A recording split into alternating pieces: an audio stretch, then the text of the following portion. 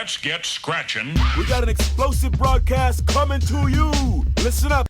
Sega games, just keep playing them. Sega! We're back. It's the SEGAbits Swingin Report Show. Get ready for Sega interviews and news with George and Barry.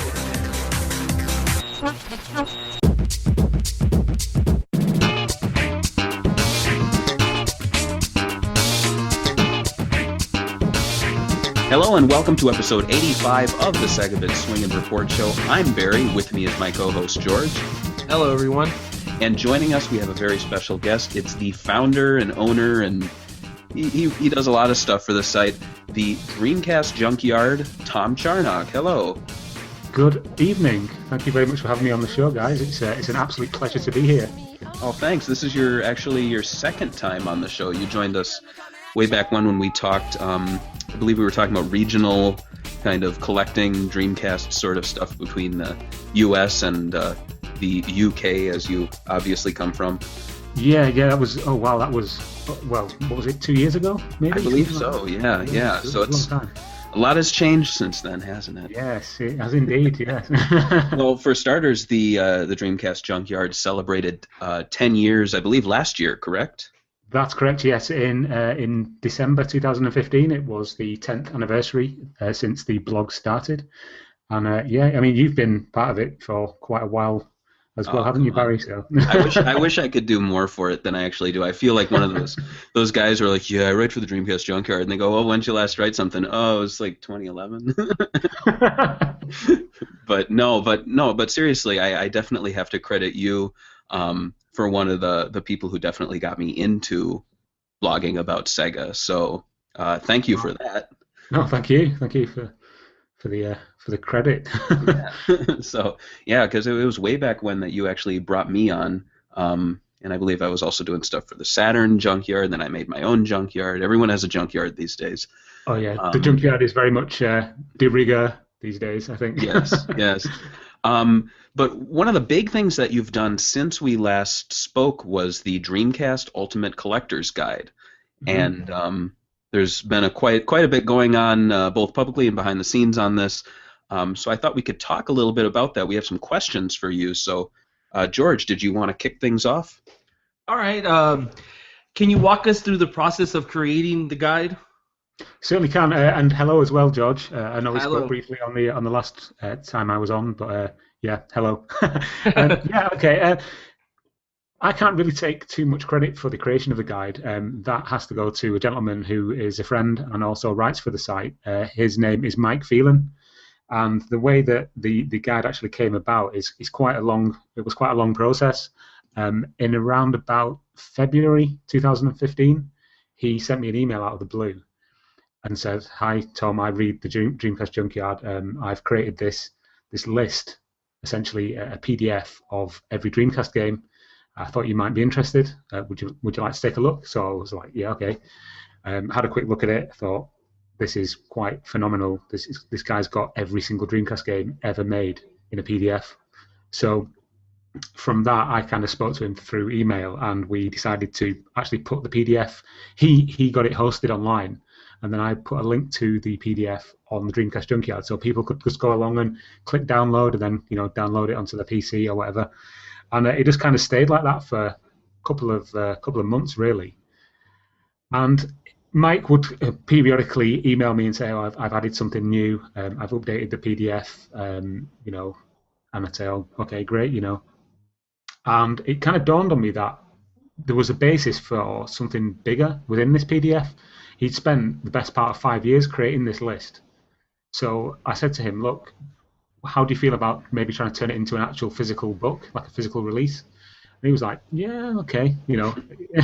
Everything was just kind of so relaxed, and I'd send an email, he'd reply a day later, and it was just kind of like, again, really, really chilled. And it got to the point where we were kind of approaching different publishers and saying, "Look, we've got this idea. Are you interested?" And we were just getting no replies from anybody. So I can actually remember the day I was walking to work one day. It was a really nice sunny morning, and I just thought to myself, you know what? Why don't we just do it ourselves? So I got my phone out, sent him an email there and then, and he was like, "Yeah, okay, let's look at our options." So yeah, it kind of went from there. Really, it was a very slow burn, if you will, to getting the final product that we can actually hold in your hand now. So yeah, I mean, would you like me to go through the rest of the process on how we got it actually turned into a physical item as well, or? Yeah, I mean, that'd be great. Yeah, cool. Okay. So the first thing I did was I looked at like self-publishing websites. One of the other guys who writes for the Dreamcast Junkyard, he's my co-host on the DreamPod podcast. Rob Jones. He's actually a published author, and he self-published his own novel in 2014. So I asked him how he went about doing that, and he gave me the lowdown on using these online services where you basically upload your work with a cover, and then people can just come along, and if they like the look of the book, they can just buy it, and then one gets produced and it gets sent to that person. So I looked at that, and I just thought we're not really going to get a lot of traction doing that, because you can't really quantify how many people are going to be downloading it or even looking at it. So what we did was we actually approached an independent kind of print shop, which is based in Bristol in the UK, and we sent them the idea. They said, okay, send us what you've got, we'll have a look. At this point, we didn't have a cover or anything like that. I got a friend of mine, a guy called Phil Hockaday, who's a graphic designer. He came up with the artwork, which is the front, the top of the Dreamcast with the logo and everything on it, and sent the files off to this printer, and they came back and said, yeah, it looks great, we can do this. And about a week later, I had my first delivery of books. It was quite exciting, to be honest. I can remember I was at work, and I had an email saying, "Oh, your delivery's been made." I was like, "Yes, it's been made. I want to see the books. I want to see the books." But it was raining, and the delivery driver had left the box outside, at the back of the house. So I got back, and I was like, "No, they're going to be ruined." I ripped the box open. It was all fine though. They were all kind of plastic wrapped inside. Oh, so good. that was that was a touch and go moment. So can you tell us what's in the guide? Yeah, certainly. For those people who may be listening to this podcast who don't actually know what we're talking about, I should have maybe mentioned this at the beginning. The Ultimate Dreamcast Collector's Guide is, as the name suggests, a guide to the library for the Sega Dreamcast, and the author, again, Mike, spent 5 years basically cataloguing every single release from every region and putting them into different categories. So you've got the entire Japanese release list, you've got the entire US release list, you've also got the PAL release list. Not only that, you've got all the catalog numbers for every game. You've got independent release games. You've got a really interesting section which explains to the reader how well you may be able to play a certain game if you don't speak Japanese, which is like an accessibility list. So those games are set into different lists. So you've got the A list, the B list, the C list, and so on. So games in the A list are things like Crazy Taxi, which don't require any Japanese knowledge at all. And you've got things in, I think it's the F list or the G list. I've actually got a copy here with me. I'll just have a quick look.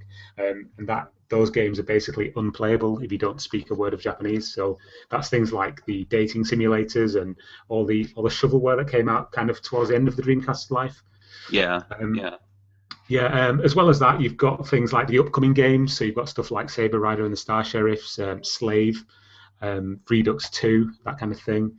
And you've also got a list of, in Europe, what Sega did was they had these things called white labels, which they would send to stores and to magazines to review the games. And they look, for all intents and purposes, they are the same game that comes out for the consumer to buy, but they don't have a box, and they're literally just on the top of the disc. It's completely white, and then written in, like, I think it's silver. It just says the name of the game and Dreamcast, Sega Europe, that kind of thing. So he's even catalogued all those and got all the different catalog numbers as well. Oh, that's great. Yeah, he's put a phenomenal amount of work into it, and yeah, I've even used it myself. And I'm looking on eBay, if I see a Japanese game, I don't know what it is, and whether I'm going to be able to play it, I'll whip out the guide and have a look at the accessibility list. So that, in a nutshell, is what the guide is. It is, as it says on the cover, it's not an art book, it's not a picture book at all. There's no images in it. It's literally all text. Right, it's a collector's guide, and those were really popular. I remember back in the 80s and 90s. When collecting really kicked off for movies and TV shows, not so much video games, but I remember picking some up for like classic Star Wars Kenner and for like The Simpsons. And Yeah. they're really fun. And people might think, oh, it's a book. Isn't it much easier to find these things online? And like you said, you do have a simple PDF, but of course this is prior to the book, and you did a lot more work since then. But it's great to have it in a book because you're not going to always have internet access. You're not going to want to carry an iPad around or flip through your phone while you're trying to just look at your shelf. That's totally exactly my sentiment as well, Barry.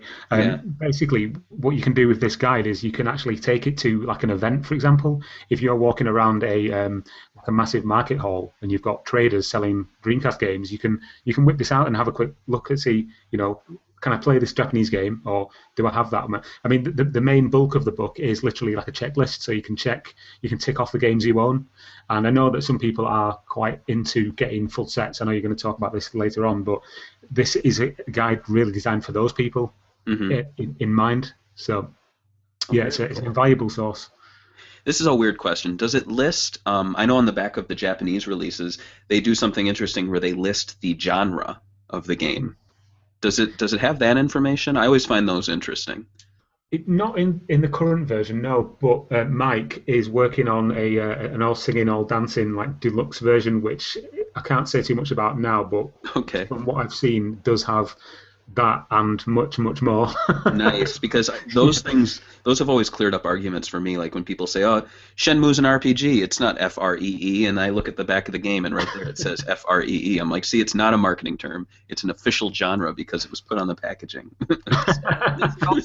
There's also mentioned stuff like that some of the releases maybe were broken and they re-released it. I think there are some Dreamcast games, especially in the US.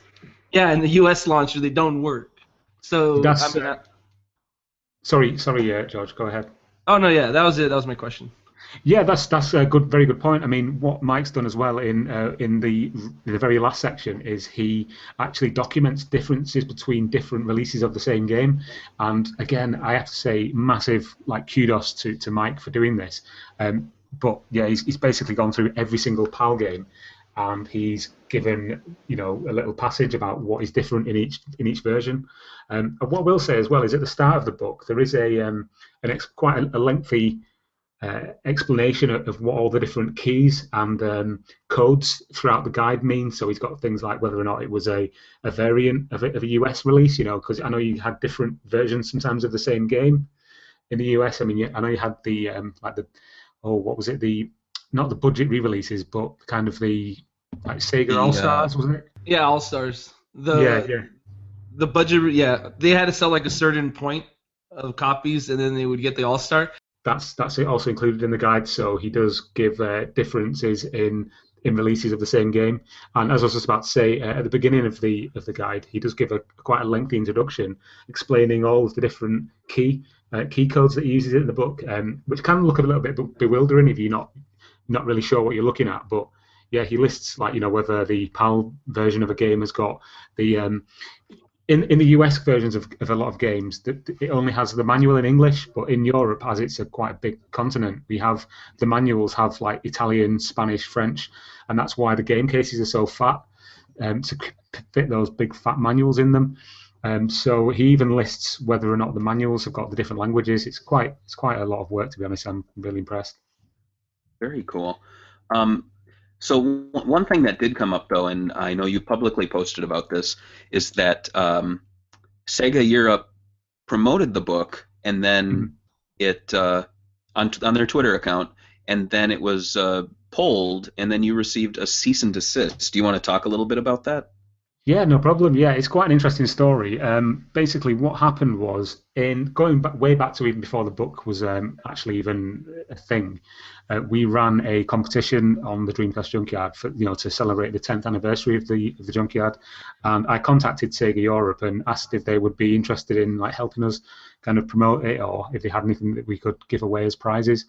And the head of PR, I won't name any names, I don't want to get anybody into trouble, basically said, "This sounds great, we're totally in on this, great site, and thank you for basically keeping the dream alive in not so many words, but words to those effect. And so they sent us. I know you did a similar competition a few years ago where they had the Dreamcast collection vinyl, which they gave away I think it was in Australia. Oh right, yeah, I remember not keeping one of those for myself. Yes. Yes. Same. I was very tempted, but I thought I can't do that. So yeah, they donated a total of 3 of them and a lot of other little goodies that we gave away in the competitions to mark the 10th anniversary. So when the book actually was launched, I said to the guys at Sega Europe, "Oh, thanks very much for helping us out with the competition. Here's like something to return the favour. Here's a book that you might find to be of interest." And initially, the response was very positive. I had a couple of emails from them saying, "This is amazing, thank you." The guys in the office are like fighting over it because some of them collect Dreamcast stuff. So, this is a real big help. Thanks very much. And they went as far as tweeting about it. They put it on their Instagram account. They included it in one of their. Sega Europe has a weekly YouTube show that they put details out about competitions and things, and they promoted it on the YouTube show as well. And I was just like, "This is incredible! Thank you so much." And we were like kind of walking on cloud 9 for about a day until I believe it was you, Barry, that actually contacted me on Facebook saying, "I can't find the post on Instagram. Have they deleted it?" So then I went and had a look, and lo and behold, it had gone. Yeah, I saw people's shares of it, but it was sharing a broken link, and I was like, "What the hell?" But continue your story then. So what happened next? Yeah, so then I kind of looked, and even like on Twitter, the thing that I'd actually retweeted was no longer available. When it says tweet cannot be found or error or something. So I was like, "Oh, that's weird." And then on the actual YouTube video, which I shared on the Dreamcast Junkyard itself, they actually removed all the links to the Dreamcast Junkyard and any mention of the book from the description on the video. But because the book was actually in the actual video, they couldn't remove that. So it's still in there towards the end, where they just mention it briefly. So I thought, "Oh, that's a bit strange. I wonder what the problem is." This clearly wasn't an action by the PR guys. This has obviously come from somebody a little bit higher up. Yeah. So I emailed them and asked like what the issue was, and there was no reply. And then again, I emailed back, and there was no reply. And I was just kind of like, "Oh, okay."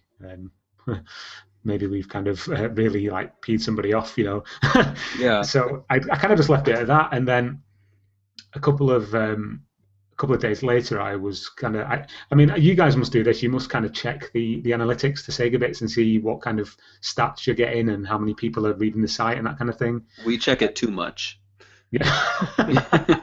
We kind of get off on it, to be honest. Yeah, I'm glad it's not just me then. Yeah, I was having a look, and I noticed that there was quite a lot of activity coming from like Sega, Sega Japan, Sega Europe, and then another thing called Sega Publishing, which I'd never heard of, and even doing a Google search, couldn't find any like existence of a thing called Sega Publishing. So I was like, okay, that's a bit strange. But anyway, about a week later, I received this email, which wasn't in actual fact a threat or an actual cease and desist, but it it came from Sega's legal department, and they basically said, I mean, in the name of full disclosure, I put the email up on the Dreamcast Junkyard and said, "Look, we can't sell the book anymore. Sega have asked us to stop selling it because it's not an official product, and that I don't want to basically get into the bad books of a company that I love." Yeah. So I, basically bowed to their wishes and took the book off sale. And I still get emails to this day asking if they can still buy the book, but I say, well, no, because I don't have any left, and we're not allowed to sell it online at the request of Sega. And to keep them happy, I've kind of said, okay, I won't.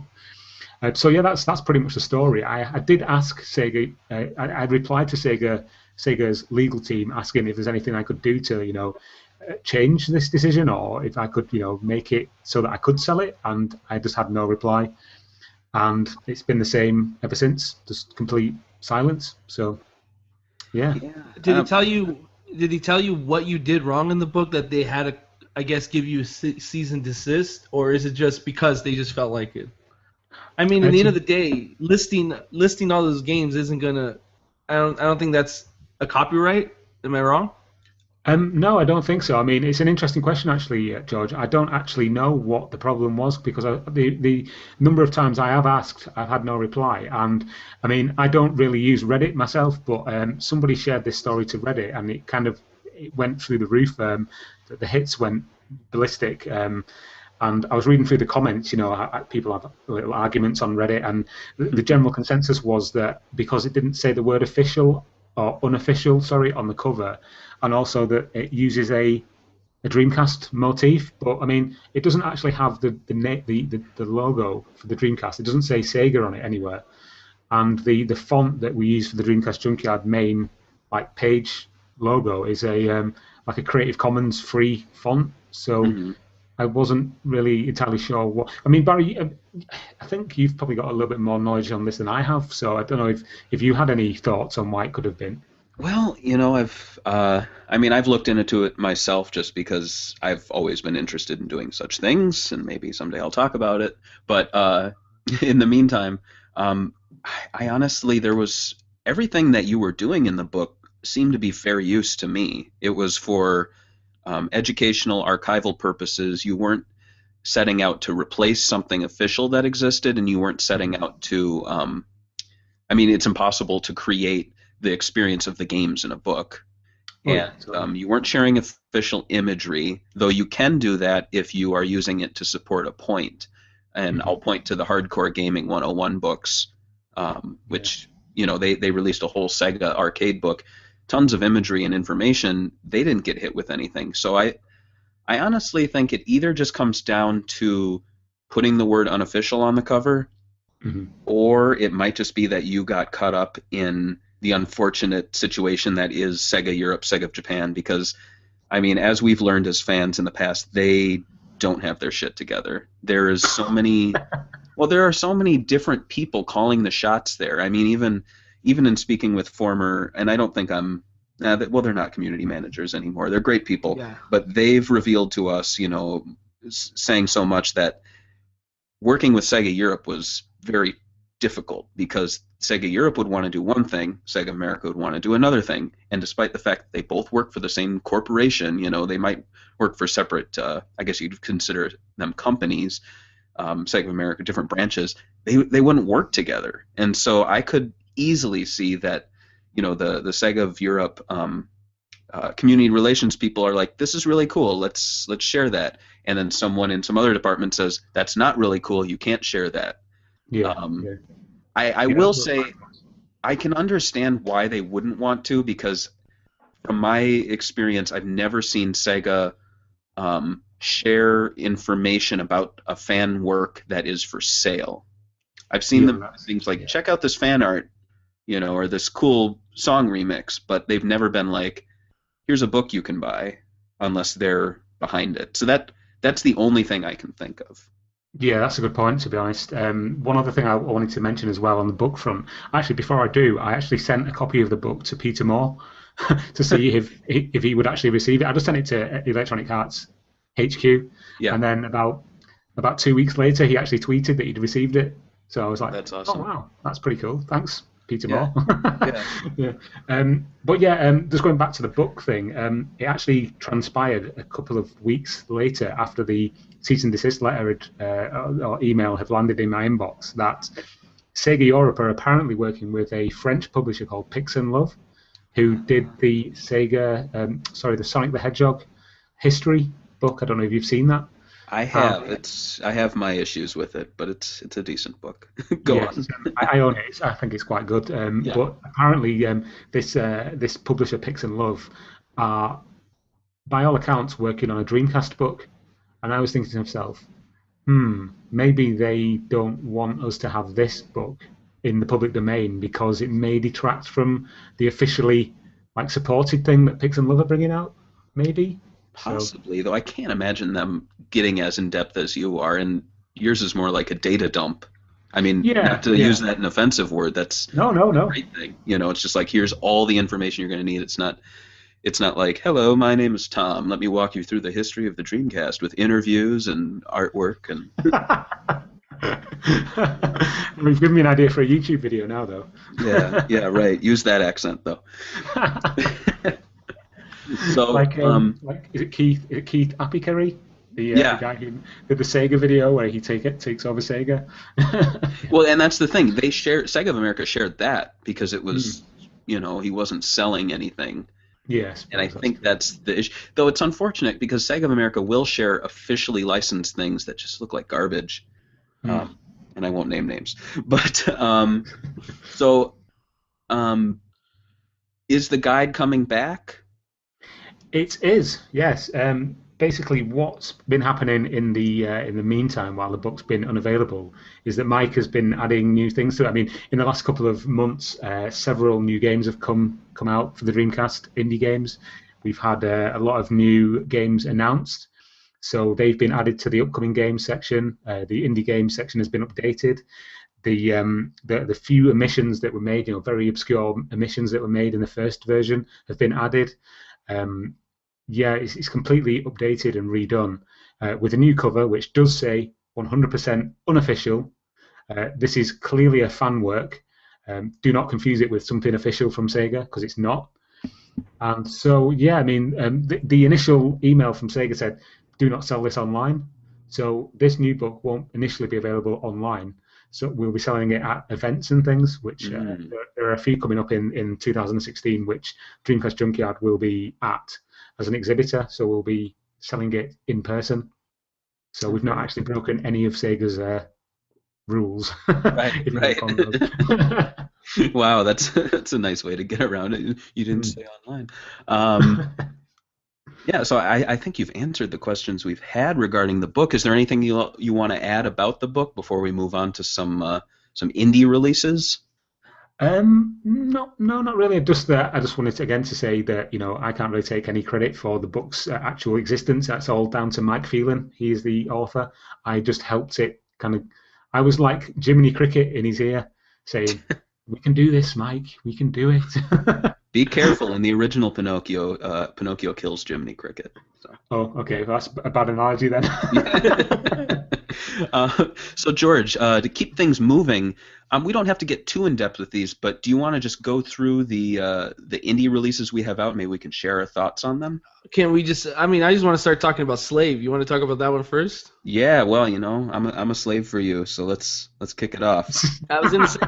I'm going to start off with Slave. I'm just saying they spelled it capital letters, but the A was lowercase in the middle. I don't know what significance that has, but it reminds me of Knights, Yeah. But yeah.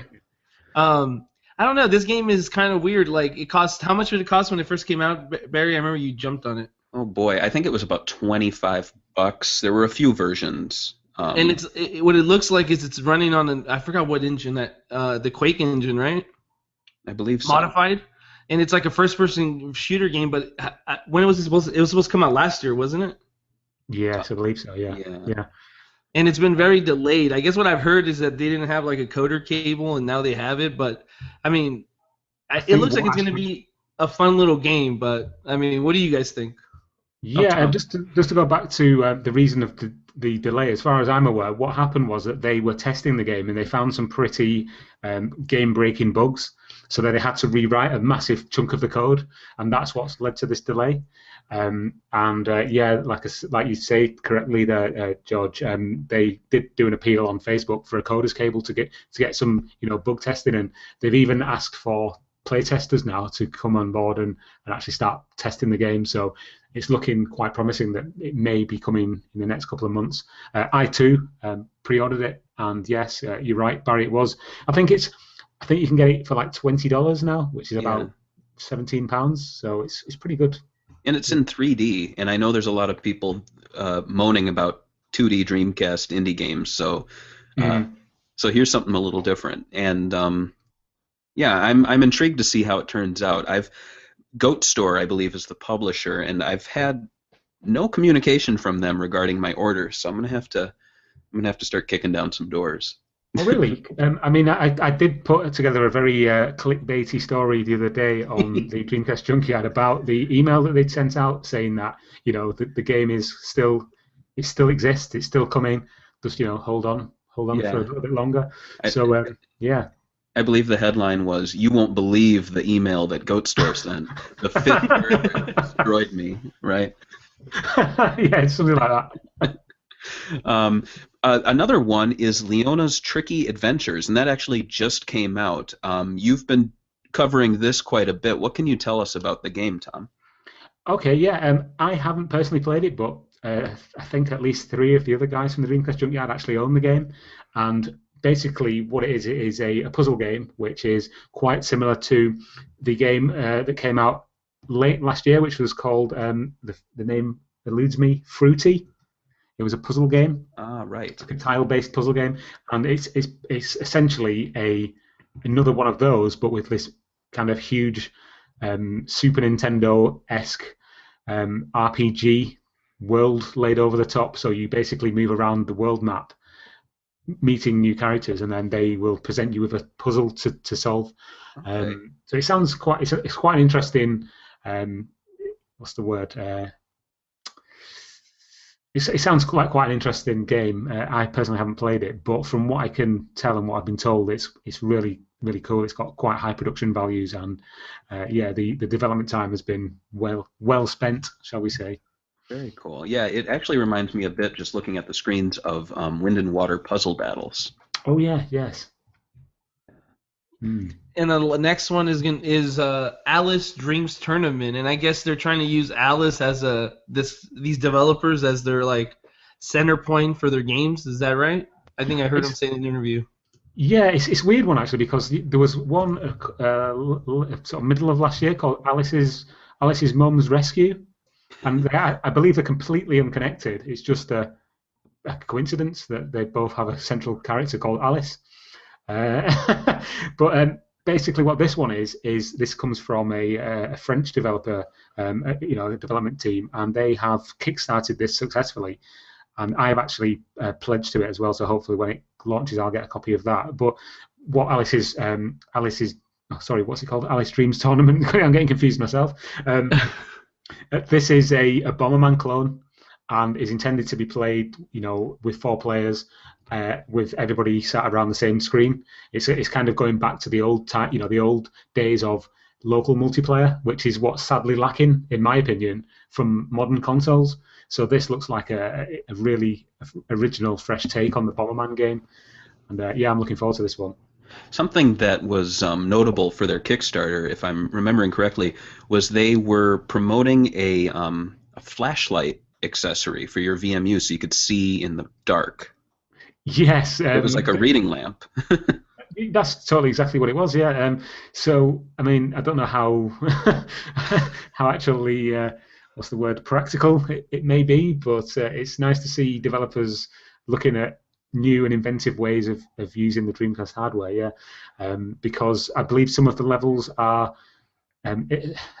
From what I can gather, in the single player mode, if there is one, this is only what I can sort of deduct myself, is that some of the levels are in complete darkness, and you have to use the VMU screen to negotiate the level. And see, that's really cool. Yeah, very inventive. Yeah. If only some other modern day developer would do that with a console and it became successful. Unfortunately, the Wii U isn't selling that well. So how do you feel about the indie Dreamcast releases over the years? Do you feel that the output and quality has increased, decreased, maybe remained steady? What's your outlook on it? My outlook is overwhelmingly positive, I must say. I mean, for a console like the Dreamcast to still be getting new games in 2016 is, I must say, fantastic, and I have to, raise a glass or tip my hat to all those developers who are still creating games, working hard to do this. I believe was it the Neo Geo is the longest? Is it the MVS? Yeah. Yes. It's the one that had the longest running official support from its own company. But the Dreamcast, I think, is catching up with the support from the indie crowd, because we're at 2016 and we're looking at multiple games coming out in the next sort of 12 months. So quality-wise, it's a mixed bag, I think. I mean, the last big release was the Ghostblade, which came out last year, and that received some quite bad reviews. Yeah. And it was even reviewed in the mainstream press, certainly here in the UK anyway. Several print magazines covered it, and it got middling to sort of decent review scores. and a lot of people from the hardcore sort of shmup community weren't impressed with the difficulty level. But again, it's a game coming out for the Dreamcast in 2015. That one, so yeah, I'm always inclined to maybe not give games a free pass, but at least kind of say, look, these are hobbyists really at heart that are still producing stuff for this console. So it's they deserve all the support they can get. And there's been a lot of shmups, shoot 'em ups, just in the past maybe 3 or 4 years. I feel personally that right now we're kind of getting over that hump, and I think a lot of games are releasing in, I guess, to answer. I guess a lot of indie developers or maybe just fans were like kind of getting tired of seeing so many from that genre, because we're seeing a lot of games that are not shmups. In fact, I feel like there's more non-shmups in 2015 and 2016 than there are shmups. I feel weird saying shmups. Yeah, it's one of those words that you always see written down but never actually say. It's a good point, that actually, Barry. And I mean, you've got things like Elysian Shadows coming. You've got that's a 2D top-down RPG. Yes. And you've got things like Hypertension, which has gone a little bit quiet, but I'm still hopeful for. Again, Slave, which we mentioned earlier, is a 3D first-person puzzle game even. And there's the things I'm kind of looking forward to seeing in the extended future are things like maybe driving games. I know we had Rush Rally Racing a few years ago, but that was kind of quite a basic top-down game.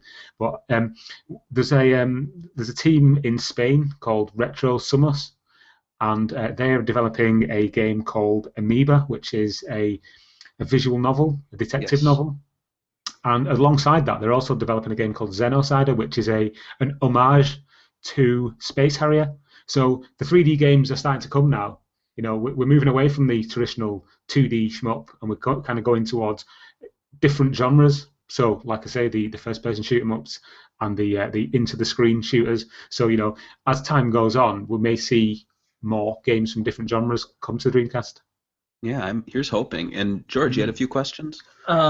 Yeah, what accessories would you like to see indie developers utilize? Because I want to see some bass fishing style games. Yeah, that's a good point, actually. Yeah, I mean, definitely the fishing rod. I mean, that could be quite good with things like sword fighting games and things. As it was used in Soul Calibur, maybe that could be an interesting use for it. To be honest, one accessory I'd love to see used is the microphone. I know that's really wishful thinking because there's only a few games that actually came from Sega that use it, but that would be very interesting. Maybe even something like the Dream Eye as well, the Dream Eye camera, so you could put yourself into new indie games. There's certainly a scope for something like a Mario Paint type thing where you could actually take images and manipulate them on the Dreamcast. I know that actually comes with the Dream Eye itself. It's Visual Pack, but something which is more accessible and actually in English would be really cool. Absolutely. So and just going back to things like driving games, with the steering wheel, that would be quite cool. And maybe even the light gun. I can't imagine a light gun game is that hard to make. So as long as you've got a TV that would, use it.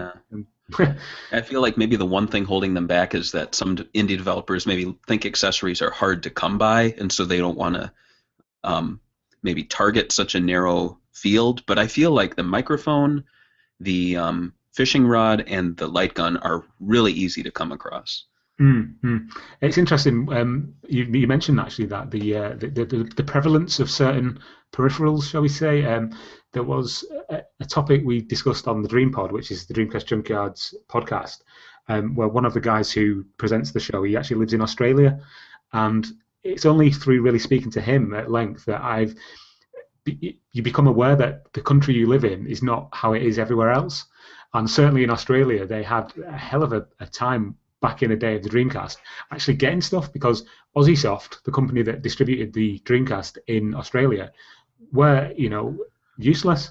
So the prevalence of Dreamcast stuff in Australia is very narrow, so you do have to pay through the nose for it. So I can see why some developers might be wary of not of building in compatibility with certain peripherals, because it's like with the Kinect. not many people have a Kinect, so building in Kinect connectivity is a bit pointless. So yeah, that's a good point. Actually, before we get to the collecting thing, I kind of want to ask him a question. Oh, go ahead. Yeah, go ahead. I actually said we were going to talk about this kind of. You guys were working on the Dreamcast Deluxe. I don't know if you guys already broke the project down, but you were trying to get the Dreamcast to work on more modern-day TVs, I guess, in one setup. Mm-hmm. Can you tell us about that? Yeah, no problem. Basically, what the Dreamcast Deluxe was still a work in progress, and something I've not really put a lot of time in just yet because I just don't have the time. But it came about because we've seen all the stuff about the Dreamcast 2 and Project Dream and all these projects that are going on around the internet, and it just kind of suddenly dawned on not just myself but quite a few different people from the Dreamcast community that we do actually have the technology. I know that's going to sound like the $60 million man or whatever, but we have the technology already to build a Dreamcast that is capable of being what a Dreamcast 2 or a Dreamcast HD could be. So a guy who I know who lives not too far from me, actually, a guy called Ash, has developed a board that you can actually fit into a Dreamcast, which will output at full HD. Actually, you can plug it into a HD TV and it will output a full HD image. There's a guy who lives in Greece who is a bit of an expert when it comes to Bluetooth, and he's created the first Bluetooth Dreamcast controller, one of which I own, which is called the Dreamcon. And so we could have wireless controllers built in as standard to this system. We could have the GD-EMU built in, so there would be no need for GD-ROMs. Another friend of mine, a guy called Luke Benstead, who has created this thing called the DreamPi, which allows the Dreamcast to go back online without a broadband adapter, so that you can play online just using a Raspberry Pi and an image that he's created on an SD card. There are a few little other bits and pieces you need as well, such as a dial-up modem and that kind of thing. But that's those are easily available things. And myself and these guys who are really quite switched on guys have been discussing the possibility of putting all of these things into an actual Dreamcast shell and having what we are calling the Dreamcast Deluxe. So it puts out a HD image. It's got wireless controllers. You can go online and play online with it without having a broadband adapter. It's essentially a reimagining of the Dreamcast hardware for 2016. So what would be your plan? Giving out instructions for people to make it themselves, maybe making a bundled console yourself and selling it at a price point, or? This is something we've not really discussed yet. I mean, I think the first plan would be to create a prototype, which again is something that is actually ongoing at the moment. It's just because we all live in different parts of Europe. It's quite difficult to actually get the logistics together, and without one of us being a millionaire to go, right, okay, I'll pay for it all. Yeah. So I mean, the possibility of it being a kit is something that we could maybe look at, because it would take a degree of technical knowledge on doing this kind of thing, inside a Dreamcast. So what my initial idea was to get a standard Dreamcast, send it to the first person to do their bit. They would then send it on to the next person, and so on and so forth, until all the different aspects had been created and it was in one self-contained unit. I've always said that a rite of passage for any Dreamcast fan is to take a Dreamcast console, entirely apart and then put it back together, because your understanding of the console changes greatly after you do something like that. I totally agree. When I back in the not too distant past, I was a keen motorcyclist, and it was after about a month or so of owning my first bike that I had to take the engine apart, have a look how it all worked, and then put it back together again and have a greater understanding of how it all kind of slotted together and how it all operated. Yeah. And I mean, if you take the lid off a Dreamcast, it can look quite daunting. But then when you realise that everything is modular and it all just pops apart, it's amazing how modular it is. It's almost like a layer cake. You have the bottom, then you have the middle, and then you have the top, and then there's just a few screws holding things together. It's I've went in there and actually picked and choose between two different models that I had, because some parts were being junky on me, and it worked. It was fun. It was a fun project. Yeah. I think all of my Dreamcasts, I own about 7 or 8 of them now, and all of them have got bits from different ones chucked in where something failed, or they've got UK power boards in them in the Japanese ones, just so I don't have to mess about with different plugs and things like that. So I love it. I can't. There's nothing better to me than taking a Dreamcast apart and having a quick nosy around inside, giving it maybe a clean, that kind of thing. So I'm a complete nerd when it comes to this kind of thing. So. And as time goes on, these things are going to start breaking down in certain parts, so you'd better stock up. Yes, I have a shelf in my games room that's just kind of full of like bits of random Dreamcasts. So I've got the odd GD-ROM drive over there, the odd controller board. Yeah. So, Nice. So you did talk briefly about the Dreamcast 2. What's your opinion on it, since you've been covering the Dreamcast for over a decade? I really don't want to ruffle any feathers, but when something actually appears that's a tangible physical object that says Dreamcast 2 on it, then I'll say, kudos guys, you did it, brilliant. But until that point, I'm kind of keeping my arm's distance. I don't want to be drawn into the. If there's one thing I'm not, it's a fanboy. I know where the Dreamcast failed, and I know that it's not the greatest thing of all time. Whoa! Some people kind of lose that scope, and some people are just blinded by the memories that they have of how great the Dreamcast was back in the day, and sadly, it's the past. Now, like any Dreamcast fan, I would love to see Sega make another console, but the chances of it being called the Dreamcast 2 are pretty non-existent. And exactly, like if you're a company and you're releasing a new console, you don't say, "Hey man, remember that console that failed you last time? We left? Yeah, we're calling this one the second sequel to that." That's already a bad image, I think. Right.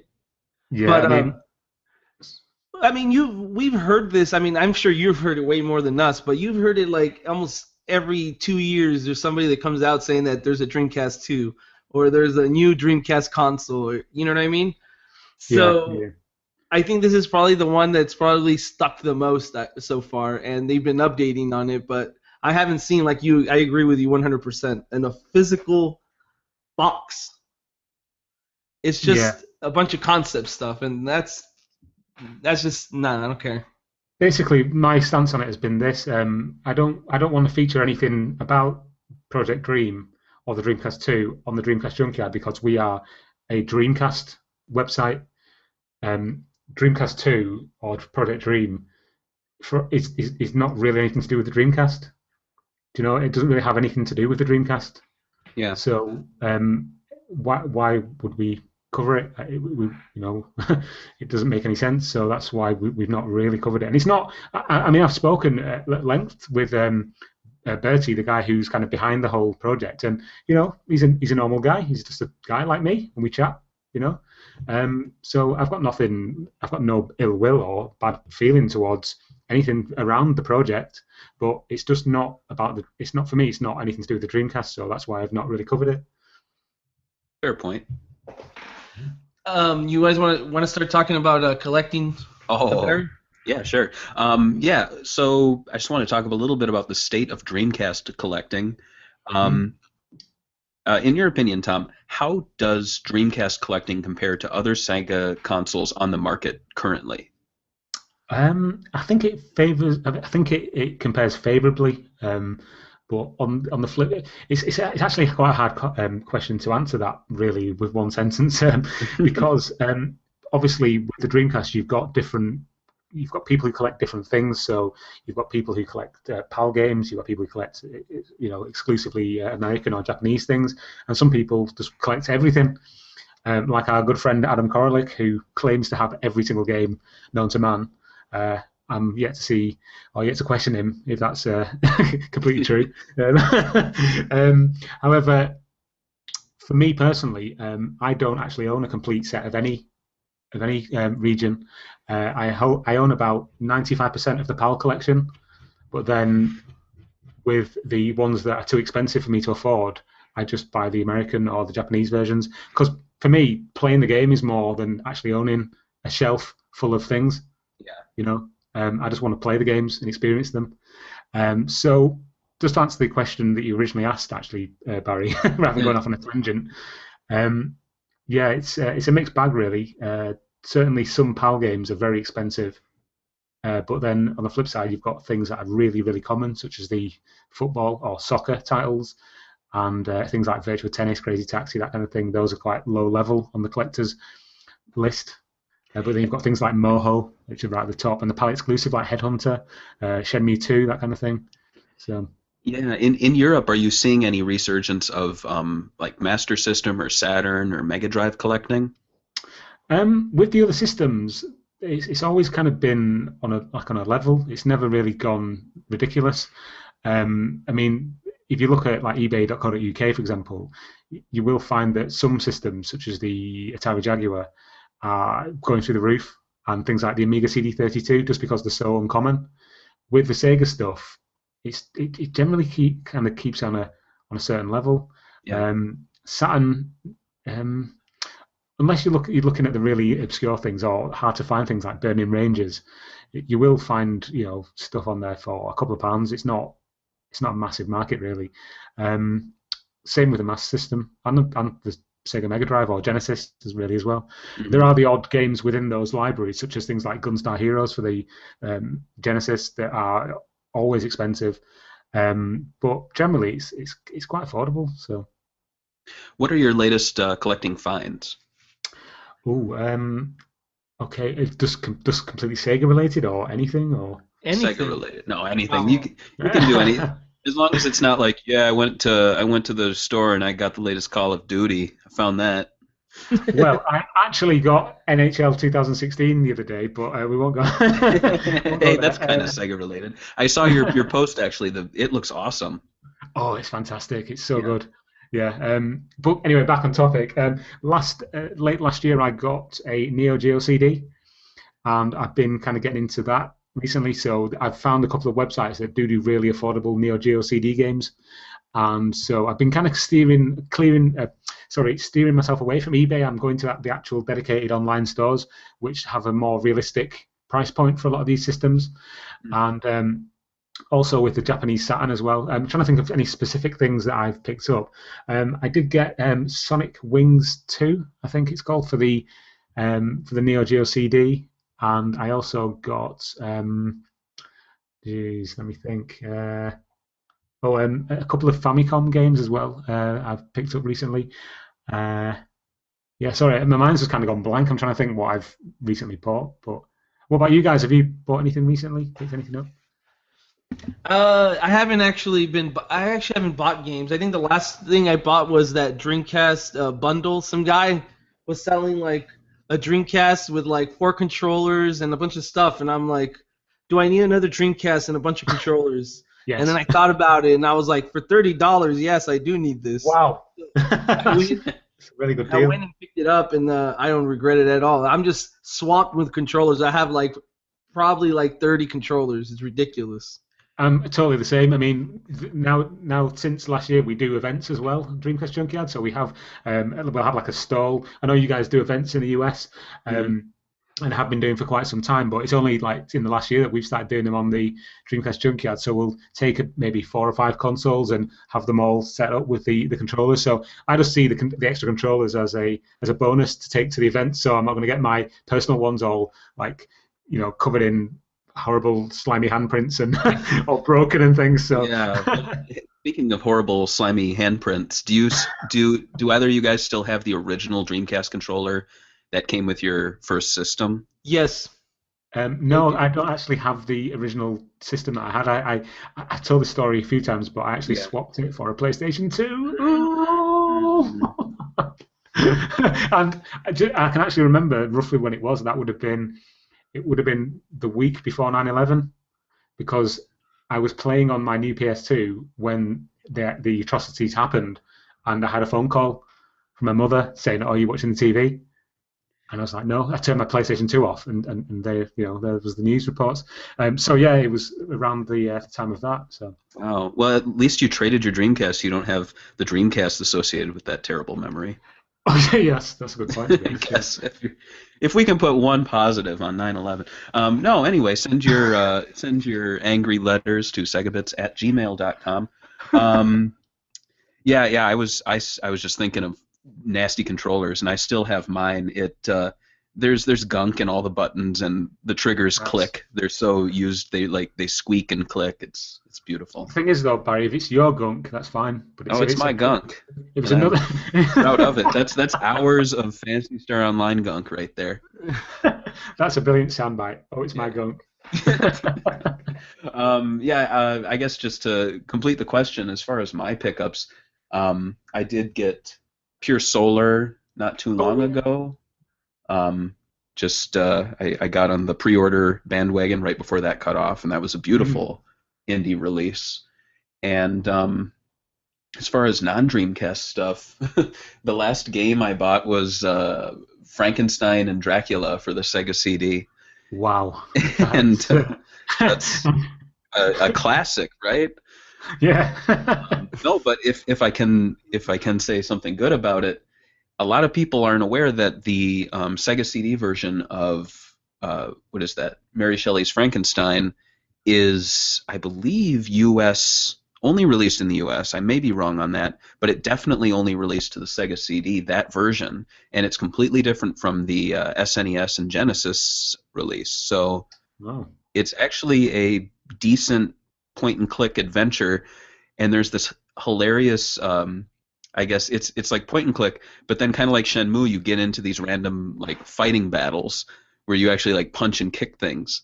Right. And so you can actually have the monster like have a kind of Mortal Kombat sort of fight with Victor Frankenstein. But it's funny because there's ways to get around the battles, so you can actually think like, well, if I slip him some sleeping potion, I won't have to fight him. So it's a bad game, but it's playable, and and it has save states, or save points, which is really nice. That does sound quite novel, to be honest. Sounds quite. Yeah. I mean, if you can find it, it's worth checking out. So I guess going back to collecting, George, do you want to field the last question? All right, I'll do it. I like how I do it with all whiny. What's your opinion with completionist and who collects sealed games? That's the question. Okay. I don't really have any issue with people who are, wanting to get full sets because, everybody needs a hobby.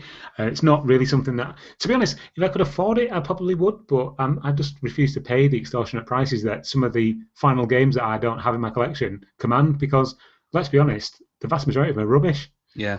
You've got things like, there was one game called Taxi 2, which was a French-only release, which is notorious for how bad it is. But if you look on eBay, it goes for £100 plus. There's another one called Moho, which I'm not sure it actually came out in the US, which is it was a PlayStation port, and that again is terrible, but that goes for 80 plus. So really, it's just down to a lack of funds really that stops me from becoming a completionist. But each to their own. As far as sealed games go, I don't really see the point. I mean, games are meant to be played. I've actually had games where they have been sealed. I've bought them, old new stock or new old stock, and I've just as soon as it's arrived in the post, I'm like, right, rip the wrapping off and play it. Whereas some people might think of that as sacrilege. I just think the games are for playing. I mean, again, if that's your bag, then I'm totally fine with that. But personally, I'm not a fan. What about you, Barry? What's your take on sealed games? Oh boy. Well, as far as completionists, I have no issue. As you mentioned, I do think that if you're going to become a completionist, think long and hard about the money that you have available, because if you just set out to do it and you go broke, that's kind of stupid. Don't do that. don't put your life and family in jeopardy over a full shelf of video games where 80% of them are awful and can be downloaded for free. Can you imagine that, Barry? Telling your kid that he's going to have to eat Dreamcast games because you buy having said that, I was and am now a Sega Pico completionist. So, oh dear. I'm probably one of the only people in the U.S. No, I'm sure there's a few. But as far as sealed games, I never understood that. I can understand selling them because it's always really fun to buy them for me personally and opening them like it's a brand new release. But yeah, there is actually there's actually a whole scene around sealed games, isn't there, online? Yeah. There are forums and everything where people can talk about sealed games. So yeah, you talk about looking at them. Pretty much, yeah. What about you? What about you, George? I mean, do you have an opinion on sealed games? Or? I don't really mind if I find a sealed game and then I already have the game and I find it for cheap enough, I'll buy it and maybe keep it sealed. I mean, I already have the game. I sometimes do it with soundtracks. Like I'll support a band, just keep it. I'll never open the album because I already have it on my computer and I listen to it on my iPod. But no, I wouldn't buy a game and just keep it sealed and never play it. If I only have one copy, I would open it. What's the most expensive or rare sealed game you bought that you opened? Can you recall one? I'm trying to think. I think Saga I had was sealed. Oh boy. So I opened it. I'm not going to buy it again. That game's expensive. You bought it new though, right? Or yes. Like when it came out? No, when it came out. I bought it new like after a while. Like. Oh, okay. So yeah, but it was when eBay prices weren't that bad. Yeah. Now it's ridiculous. Yeah, I did it with Burning Rangers. Oh yeah? I opened that shit right up. Do you regret it? No, I mean it was only 2 years after it released. I actually got it for like $40 sealed online. But I knew that just getting it that I was like, oh, should I open this? Of course I will, and I just ripped it open. How about you, Tom? Do you have any recollections? Not really with the Dreamcast because everything I've got now is pretty much come as. Oh no, I do tell a lie. A copy of Demolition Racer No Exit I got last year came from the seller and it was sealed, and I already had it as a CDR, but I wanted the official version, so I bought this one off eBay, and then I was like, yeah, I'm opening this. I just ripped it open and played it. So even though I already had it on a CDR, I just wanted to play the official version. So yeah, it's amazing how many little pieces of paper they put into those Japanese releases, huh? Oh yeah, it is. They love that. They love it. That's why I love Japanese versions of games because of all the little extra paper. Oh man, there's one. It's glow in the dark stickers. There's something liberating about just opening a game, a brand new Dreamcast or Sega Saturn game. So yeah, I think I'm going to start getting brand new games just so I could feel that feeling of opening it. You put a video of yourself doing it on YouTube and see how many thumbs downs you get. Yeah, do show your hands opening it, but then a second video just showing your face and the elation and the feelings that come. Your cheeks swell and you're like, oh, I've opened it. But don't call it a React video though. You'll get a. No, that's right. And also say it's unofficial. And yeah.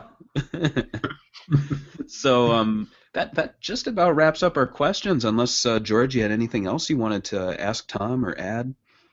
No, I just wanted to say I think he should focus on the Dreamcast Deluxe. I like the idea, and I've seen some of the pictures he's posted, so I want to wish him luck with that. And thank you. If anybody wants to pick the book, you have to find him in person. So yes, indeed. The first time I will be selling this book in person, or the new version, is at a video game market in. I'm not sure how many listeners you have from the UK, but do you guys know about Retro Collect? Yes. Website? Yeah. We steal stories from them often. Yes, all the time. There's a big market in a place called Doncaster in early March. So I'll be at that with the Dreamcast Junkyard banners and things selling the book at the Retro Collect video game market. So yeah, if you see me, then someone say hello. Oh, awesome. Well, Tom, thanks again so much for joining us a second time. If you come 3 times, then you get a free game. Oh wow, what kind of game is it? Is it Frankenstein for the Mega CD? I just made that up, but yeah, if someone comes on the show 3 times as a guest, I will send them something free. Maybe not a game. I don't know what else. Guys, thank you very much for having me. It's been an absolute pleasure. Absolutely, so, and again, that's the dreamcastjunkyard.co.uk, and it's coming on 11 years old now, so... Yeah. Getting older, just like the Dreamcast, but you guys keep putting new parts in it and keeping it running. Yes, indeed. Yeah. And just one final thing, if I could, just to say again. Absolutely. Thank you for having me on, and also thank you to Mike Phelan for writing the Dreamcast Collector's Guide, and also to Phil Hockaday for doing the cover art. And thanks very much. Well, hey, thanks.